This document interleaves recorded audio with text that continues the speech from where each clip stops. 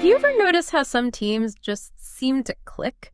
They really hit their stride, ideas just flow, and they consistently get things done. Oh, absolutely. It kind of makes you wonder what their secret is. What are those hidden dynamics, those subtle elements that really set those high-performing teams apart? Right. Well, that fundamental question, what truly makes teams successful, that was the driving force behind the extensive research of Drs. Charles Murdrison and Dick McCann. Yeah.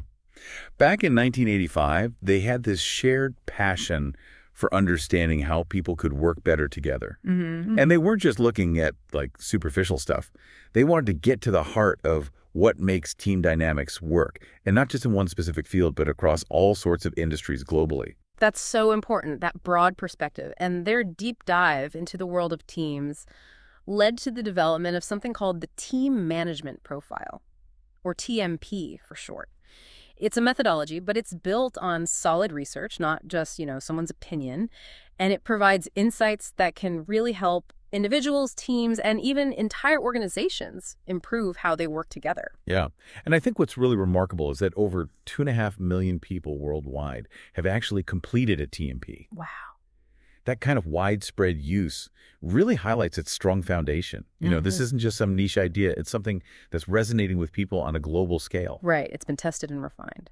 Okay, so let's break down this TMP. What are the core concepts here? Well, at its heart are two key models that we can think of as the fundamental building blocks that Murdrison and McCann uncovered. Okay, I like building blocks. What's the first one? The first one is called the types of work wheel. Now imagine a visual representation that maps out everything that happens in a professional setting. It breaks down the work into 9 crucial activities that any team, no matter what field they're in, needs to address in some way. Okay, so a visual map of teamwork essentials. I like it. Right. And around the edge of this wheel, you have 8 distinct types of work, each with a vital role to play in overall team success. We'll go through each one, but first we have advising. Okay, advising. This is all about gathering information, conducting research, reporting findings, making sure that the team has the knowledge they need to make good decisions and stay up to date on best practices. Makes sense. So you're laying the groundwork. What's next? Next comes innovating, which is all about, innovation. Brainstorming new ideas, experimenting with different approaches, really pushing the boundaries of what's possible. Yeah, because in today's world, if you're not innovating, you're falling behind. Exactly. Then we have promoting, which is where the team explores opportunities, presents their ideas, and importantly, secures the necessary resources, whether that's budget, personnel, or buy-in from stakeholders, to actually make those ideas a reality. It's about getting people excited about the vision. Yeah, championing those ideas. And once an idea gains some traction, it moves into developing. Okay, so this is where the rubber meets the road. Kind of. It's where those innovative concepts get fleshed out. You assess feasibility, test prototypes, and make adjustments to ensure that the idea can actually be implemented effectively. I see. So it's really refining that initial spark of innovation into something workable. Exactly. And then we have organizing, which is, the backbone of getting things done. The nitty-gritty. Right. It's structuring the work, assigning roles and responsibilities, setting clear goals, and establishing those processes that are needed to deliver results efficiently and on schedule. All right, so we've got a plan, we've got the structure. Now what? Now it's time for producing. Showtime. Exactly. This is about actually creating the deliverables, whether that's a physical product, a service, a report, whatever it might be. This stage is all about execution, getting the work done, and maintaining high standards of quality. Okay, and speaking of quality, that brings us to inspecting. This is all about the critical work of monitoring, auditing, checking the systems to ensure that those quality standards are being met and that everything is compliant with, any regulations or requirements. It's like those checks and balances that protect the integrity of the work. Yeah, essential. You don't want to get to the end and realize something's been overlooked. All right, we're almost all the way around the wheel. What's the final type of work? The final one is maintaining, and this is about sustaining those standards and processes over time. Just like a machine needs regular maintenance to keep running smoothly, teams need to review their effectiveness, make sure their processes are still robust and relevant. It's about making sure things don't fall apart once you've achieved that initial success. So we've got these 8 types of work. Am I right in thinking that every team, no matter what their goals are, needs to make sure all 8 of these are happening? That is a really key insight. You can't just focus on 1 or 2 and ignore the others. Ignoring any one of these can create weaknesses down the line. You might be great at coming up with ideas, but if you're not good at organizing or producing, those ideas will never see the light of day. Or you might be fantastic at producing, but if you neglect inspecting or maintaining, the quality of your work might suffer over time. So it's about balance. You need all 8 to really thrive. Now, you mentioned 9 essential activities. Where does that ninth one fit in? Ah, yes. Right at the center of the types of work wheel is our ninth element, and it's called linking. Now, this isn't a specific type of work in itself, but rather the skills needed to coordinate and integrate both the people and the tasks within the team. It's the glue. Exactly. It's what transforms a group of individuals into a truly collaborative unit. So it's about communication, collaboration, making sure everyone is on the same page and working together smoothly. Exactly. And what's so important about linking is that it's not just one person's responsibility. It's something that everyone on the team can and should contribute to. Right. Everyone plays a part in keeping those lines of communication open. Now, another interesting thing about the types of work wheel is that it's not static, like a fixed diagram. Okay. So how does it work in practice? Well, projects often follow a general clockwise flow around the wheel, starting with advising, gathering information, then moving through innovating and promoting the idea, then developing and organizing for execution, and finally to producing, inspecting, and maintaining the results. But, and this is important, real-world work isn't always so linear. Right. Things change. Priorities shift. Exactly. So the team might need to loop back and forth between the different types of work as needed. For instance, during the inspecting phase, you might realize that you need to go back to advising to gather more information, or maybe even go back to innovating to come up with a completely new approach. It's a dynamic process. So the types of work wheel gives us a framework for understanding the essential activities, but it also acknowledges the flexible nature of real-world teamwork. It's not just a rigid checklist. Exactly. But there's another layer to this, and that's where individual work preferences come into play. Okay, so how do those preferences fit into the picture? Well, that's where the second key model comes in, the one we call RIDO. RIDO. What does that stand for? It stands for Relationships, Information, Decisions, and Organization. And it focuses on how individuals tend to approach work differently across these 4 key areas. So these are the preferences that kind of shape how we naturally engage with our work. Exactly. And these preferences not only influence our behavior, but also where we get our energy from, what motivates us, what kind of work environments we thrive in. I can see how that would be incredibly valuable for building effective teams. Absolutely. So let's break down each of these 4 preferences. First up is relationships. And this looks at where individuals fall on the spectrum from extrovert to introvert. Ah, the classic extrovert versus introvert. We've all heard of that. Right. But it's more nuanced than just being outgoing or shy. Extroverts, generally speaking, gain energy from interacting with others. They enjoy variety, they often have multiple projects going on at once, and they thrive in environments with lots of stimulation. Whereas introverts often prefer more time for independent thought and reflection. They might focus deeply on one task at a time, and they recharge their energy through solitude. Exactly. And understanding these preferences can be so helpful in team settings. For example, if you're planning a meeting, knowing who on your team leans towards extroversion or introversion can help you structure the meeting in a way that allows everyone to contribute comfortably and effectively. Makes sense. Okay, what about information? How do preferences differ there? So, with information, the spectrum ranges from practical to creative. Individuals with a practical preference are typically drawn to established methods. They focus on concrete facts, details, data, and they're really good at finding workable solutions to current problems. They like what's tried and true. Yeah, the proven path. Whereas those with a creative preference, they're more future-oriented, they embrace ambiguity, they enjoy exploring new possibilities and implications, and they're constantly looking for innovative ways to approach challenges. They're the ones who might say, hey, what if we try this completely different approach? I can see how both are valuable, but they might clash if they don't understand each other's approaches. Precisely. And that's why recognizing these differences is key, especially when teams are brainstorming or problem solving. Okay, so we've got relationships and information. What's the third preference dimension? The third one is decisions, and this highlights a preference for either analytical or beliefs-based approaches. Individuals with an analytical preference tend to prioritize objective data and logical reasoning when making decisions. So they're the ones who want to see the numbers, weigh the pros and cons, assess the potential risks and rewards. Exactly.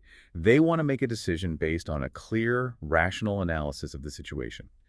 Whereas individuals with a beliefs preference, their decisions are guided more by their core values and convictions. They have strong principles, and those principles often heavily influence their choices, even if the data might suggest a different path. So they're driven by what they feel is right, fair, or aligned with their ethical compass? Precisely. And it's important to recognize that both approaches have their strengths. The analytical approach can be very effective for making data-driven, objective decisions, while the beliefs-based approach can ensure that decisions are aligned with the team's core values and ethical principles. It's about finding the right balance for the situation. And what's the final dimension of Rido? The final one is organization, and this preference ranges from structured to flexible. As you might guess, individuals with a structured preference generally thrive in environments with clear rules, procedures, deadlines, and well-defined systems. They like things to be predictable and organized. Right. They might have color-coded calendars, to-do lists, everything neatly filed away. They feel most comfortable and productive when things are in order. And I'm guessing flexible individuals are a bit more, well, flexible. Exactly. They see themselves as adaptable, and they actually enjoy the freedom to adjust to changing circumstances. They might prefer to gather more information before committing to a course of action, and they're quite comfortable with a degree of uncertainty. They go with the flow. So, are we talking about extremes here? Are people either one way or the other on these preferences? That's a great question. It's important to remember that most people aren't at the extreme ends of these spectrums. Most of us have elements of both preferences in each dimension. Right. It's not black and white. Exactly. But we tend to have an overall inclination in one direction or the other. So we might have a preference for structure, but we're not completely inflexible. Exactly. And that's where the concept of the 4 Ps comes in. Intriguing. What are the 4 Ps? It stands for prefer, practice, proficient, and pleasure. And it highlights the natural tendency for people to gravitate towards the types of work that align with their preferences. We tend to enjoy those tasks more, so we naturally practice them more often, which leads to greater proficiency and ultimately a greater sense of pleasure and satisfaction from our work. It's a positive cycle. When we enjoy what we're doing, we get better at it, and that makes us enjoy it even more. I like that.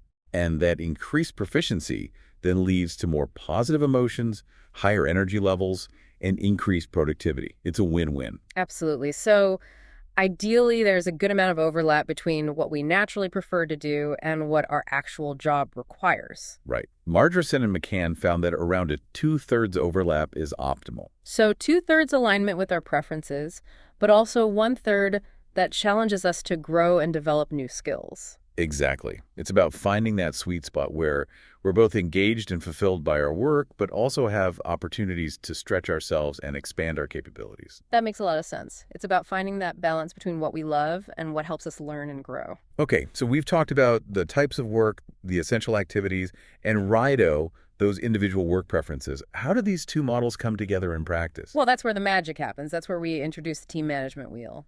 Team management wheel. Okay, lay it on me. The team management wheel is a visual representation that combines the types of work wheel and Rido to illustrate 8 distinct team roles.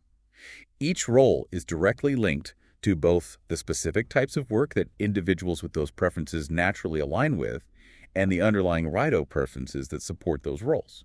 So it's a way of seeing how individual preferences translate into specific roles within a team.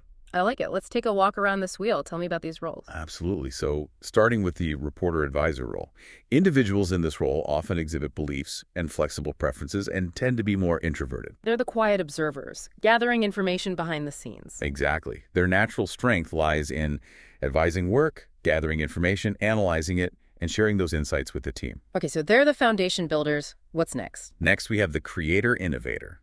Individuals in this role are often characterized by creative and flexible preferences and sometimes lean towards extroversion. So they're the ones who come up with the big ideas, the outside-the-box thinkers. Exactly. They're passionate about innovating, generating those novel and groundbreaking ideas that can really push a team forward. Right. They're essential for any team that wants to stay ahead of the curve. Absolutely.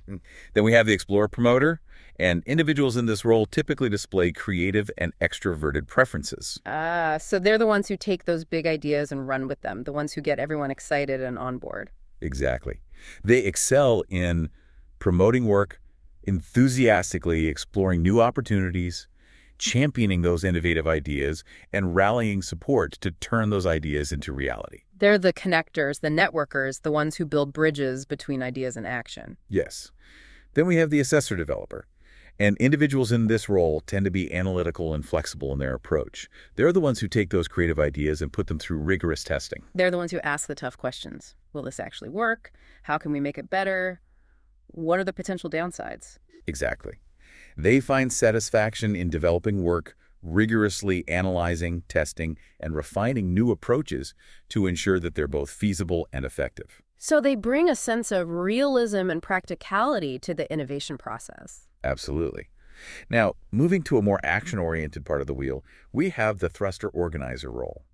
Individuals in this role are often practical and structured in their approach, and they're frequently more extroverted. So they're the ones who take those well-developed plans and put them into action. Exactly. They're energized by organizing work, setting clear goals, establishing processes, delegating tasks, and ensuring that everything runs smoothly and efficiently. They're the ones who keep the project on track and moving forward. They're the doers, the get-it-done folks. Right. Now, we have the concluder producer, and individuals in this role are typically practical and structured, but they tend to be more introverted than the thruster organizer. Their preference lies in focusing on delivering tangible results efficiently and to a high standard. So they're all about quality and attention to detail. Yes, they're very focused on getting things done right, crossing those T's and dotting those I's. They're the ones who make sure the final product is something to be proud of. Okay, what about the controller-inspector role? Individuals in the controller-inspector role are typically practical and analytical in their approach, and they're often more introverted. They find fulfillment in inspecting work, meticulously monitoring quality, ensuring compliance with standards, and identifying any potential risks or issues. So they're the ones who make sure everything's running smoothly and up to par. They're the guardians of quality and consistency. Exactly. They have a keen eye for detail, and they're not afraid to point out any areas that need improvement. And finally, we have the upholder-maintainer role. Individuals in this role often have belief preferences and tend to be more introverted. They're naturally drawn to maintaining work, upholding established standards, and ensuring that the team's processes are consistent, reliable, and effective over the long term. So they're the ones who keep things running smoothly even after the initial excitement of a new project has faded. They're the ones who ensure that the team's work continues to be high quality and impactful. Exactly. They're all about sustainability and consistency. And just like with the types of work wheel, right at the heart of the team management wheel is that crucial linker role, representing those essential linking skills, communication, collaboration, and coordination that are so vital for team cohesion and success. Right, that central element that underpins all the other roles. So we've got these 8 roles, each with its own strengths and preferred ways of working. But how does this actually play out in a real team? Well, that's where things get really interesting, because roles positioned opposite each other on the team management wheel often approach work in very different ways. Their preferences, their strengths, their natural inclinations, they're all different. And that can lead to clashes, right? Misunderstandings. It certainly can, especially if those differences aren't understood and appreciated. You might have a thruster organizer who's all about action and getting things done quickly, and they might clash with an assessor developer who wants to analyze and test everything before moving forward. Or a creator-innovator who loves to brainstorm new ideas might feel stifled by a controller inspector who's focused on following established procedures. Exactly. But here's the key. When these diverse perspectives are valued and effectively leveraged, they become a huge strength for the team. So it's about turning those potential points of friction into points of synergy. Precisely. Because a team that has a good balance of these different roles is going to be able to approach challenges from multiple angles, consider all the options, and come up with more creative and well-rounded solutions. They're going to be able to address all those essential types of work we talked about earlier, ensuring that nothing falls through the cracks. It's about recognizing that diversity of thought, diversity of approach is essential for true team success. Absolutely. So how can teams actually use this knowledge to their advantage? What are the practical benefits of understanding TMP? I'm glad you asked that. Because one of the most immediate and significant benefits is in the area of task allocation. When you have a clear understanding of individual work preferences, you can assign tasks to people who are naturally suited to them. You're putting people in positions where they can really shine, where they can use their strengths and passions to contribute to the team's success. Exactly. And that not only maximizes the team's overall performance, but it also significantly boosts individual engagement and motivation. People are more likely to be happy, productive, and fulfilled when they're doing work that aligns with their natural preferences. It taps into that 4P cycle we talked about earlier, where preference leads to practice, proficiency, and pleasure. Right, so it's not just about getting the job done, it's about creating an environment where people feel valued and energized by their work. And that can have a ripple effect throughout the team, improving morale, communication, and overall effectiveness. Absolutely. Another key benefit is that TMP provides teams with a framework for understanding and navigating potential conflicts.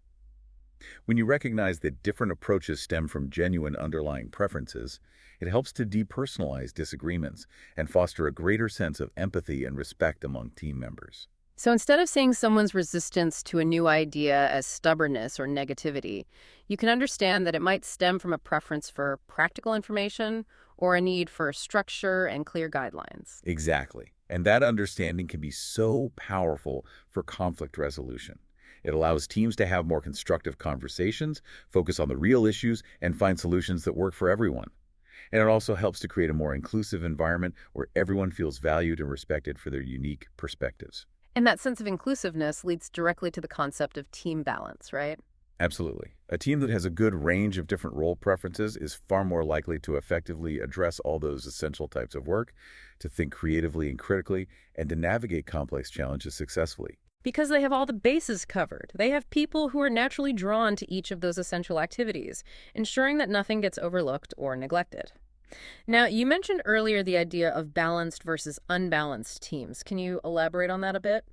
Yeah, so a balanced team, meaning a team with representation across different role preferences, brings a wider range of insights and perspectives to the table. Right. They're not all coming at it from the same angle. Exactly. And that diversity of thought can lead to more innovative solutions, a more thorough understanding of challenges, and a greater ability to adapt to changing circumstances. However, balanced teams might sometimes face communication hurdles or slower decision-making processes just because you have so many different perspectives that need to be integrated and aligned. It takes more effort to get everyone on the same page. Right. Whereas an unbalanced team, where a large portion of the members share similar preferences, might be very efficient in certain areas. Like a team heavily weighted towards producing might excel at delivering outputs quickly. They're a well-oiled machine. Exactly. But they might also overlook or underemphasize other crucial types of work, such as innovating new strategies, maintaining team morale, or ensuring that quality standards are consistently met. So they might be really good at one thing, but that can become a weakness if they're not paying attention to the bigger picture. Precisely. And this highlights a really key insight. High-performing teams are those that ensure all the functions on the types of work wheel are effectively addressed, regardless of the individual preferences within the team. It's not just about having all the roles represented. It's about making sure all the necessary work is getting done. And that brings us back to the importance of linking, doesn't it? That ability to communicate, collaborate, and coordinate effectively across different roles and preferences. Absolutely. Linking is the glue that holds everything together. It allows teams to leverage those diverse perspectives, navigate those potential conflicts, and ensure that all those essential types of work are getting the attention they deserve. So TMP isn't just about understanding individual preferences, it's about using that understanding to build more cohesive, effective, and high-performing teams. Exactly. And we can see this in action in real-world case studies. Right. We were talking earlier about that telemedicine company case study. Yes. They were experiencing declining morale, a dip in quality standards, and a pressing need to foster more innovation and improve their engagement with stakeholders. Classic growing pains. Right. And when they analyzed their team using TMP, they discovered that they had a significant skew toward the eastern side of the team management wheel. So a lot of emphasis on getting things done, but perhaps not enough attention paid to other important areas. Exactly. They had a lot of thruster organizers and concluder producers, but not enough reporter advisors, creator innovators, or upholder maintainers. And this imbalance was contributing to some of the challenges they were facing. So they were great at producing outputs, but they weren't spending enough time gathering information, exploring new ideas, or maintaining their systems and processes. Precisely. And once they understood this, they were able to start implementing targeted strategies to address those gaps. They started consciously assigning tasks related to innovation or quality assurance to individuals with those less dominant preferences.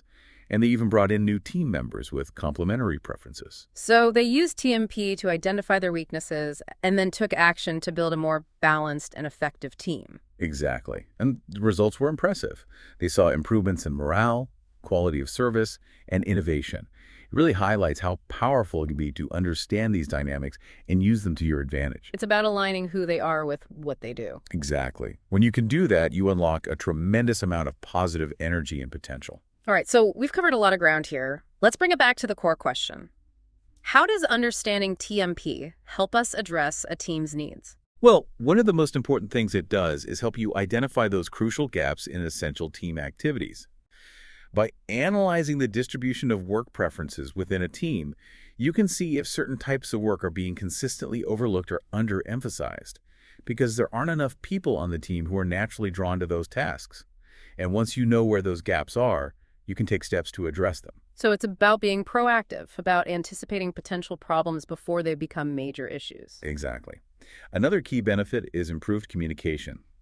By understanding the different Rido preferences, particularly the extrovert-introvert dimension, teams can adapt their communication styles to better suit the needs of others.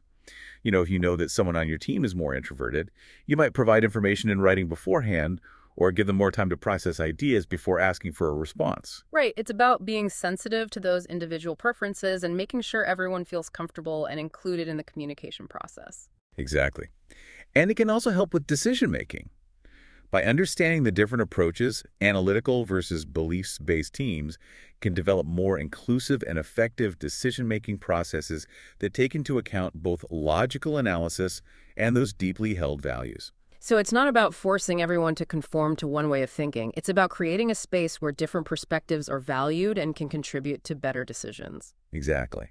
And ultimately, applying TMP can help foster a stronger sense of inclusiveness within a team.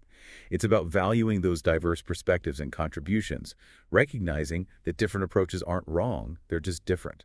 And when you can create that kind of environment where everyone feels valued and respected for their unique strengths and perspectives, you're going to see huge improvements in team morale, trust, and overall effectiveness. Absolutely. And to build on that idea of fostering collaboration, I think it's worth mentioning the linking leader model. This model provides a practical framework for developing those essential linking skills, communication, collaboration, and coordination within a team. Okay, tell me more about this linking leader model. It identifies 3 key levels of linking skills: people linking, which focuses on relationships and communication; task linking, which focuses on coordinating work and resources; and leadership linking, which focuses on strategic alignment and vision. So it's a comprehensive approach to building strong collaborative teams. Exactly. And what's really important here is that those people linking skills, things like active listening, effective communication, building strong relationships, are essential for all team members, not just those in formal leadership positions. Right. Everyone has a role to play in creating a positive and collaborative team environment. Exactly. And for those who are really interested in diving even deeper into these concepts, there's also the 16-fold model. This model examines the specific combinations of the 4 Rido preferences, providing a more nuanced understanding of individual differences. So it's like taking a magnifying glass to those individual preferences, seeing how the different combinations can influence how people approach their work. Precisely.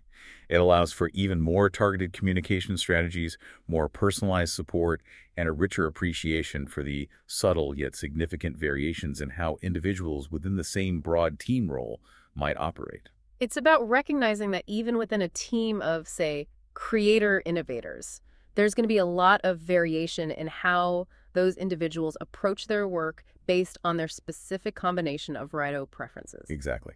So to wrap up this deep dive, the key message is this. The team management profile provides an incredibly valuable framework for understanding individual work preferences and the essential activities that drive team success. It's about moving beyond those surface-level assumptions about how teams work and really getting to the heart of what makes people tick, what motivates them, and how they can best contribute to a shared goal. Exactly.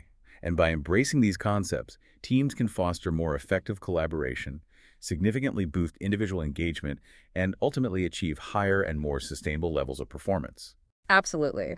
So, as you're reflecting on everything we've discussed, take a moment to consider how the types of work wheel and the four work preference measures might shed light on some of the dynamics you're observing within your own team. What might those insights reveal about potential strengths, hidden challenges, or areas for improvement? Yeah. What are those patterns of behavior, those recurring points of friction or synergy that might be explained by these underlying preferences and the different types of work that need to be done? And here's a final thought to ponder. Considering those 9 essential activities that every team needs to address and the diverse ways in which individuals prefer to approach them, what's one small change your team could make to better leverage these inherent differences and tackle a key challenge you're currently facing? Maybe it's about shifting responsibilities, adjusting communication styles, or simply having more open and honest conversations about those individual preferences and how they impact the team's work. The key is to start somewhere, to take that first step towards building a more cohesive, effective, and fulfilling team experience. And for those of you who are eager to explore these concepts further and gain a more personalized understanding of your own work preferences, we highly recommend checking out the TMP Personal Discovery Workbook and the various diagnostic tools that are available. They offer fantastic opportunity to delve deeper into these ideas and unlock even greater insights for both your individual development and the success of your team. And that's it for this deep dive. Thanks for joining us. Until next time.